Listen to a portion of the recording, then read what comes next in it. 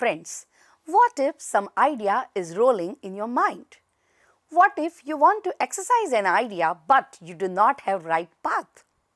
Friends, in the world of the AI and the digital transformation, it's time to move ahead and it's time to grab an opportunity with the government initiatives like Startup India, Skill India, Stand Up India.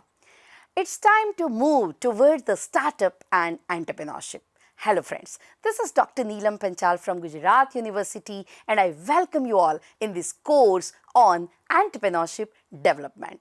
Friends, this course is of 4 credit and it is going to be offered on the UGC CEC SWAYAM platform, and it's going to talk about entrepreneurship, entrepreneurship development, techno-entrepreneurship, women entrepreneurship, the processes of the entrepreneurship, and also it's going to take you to the schemes of the government and importantly various institutions which are supporting entrepreneurship.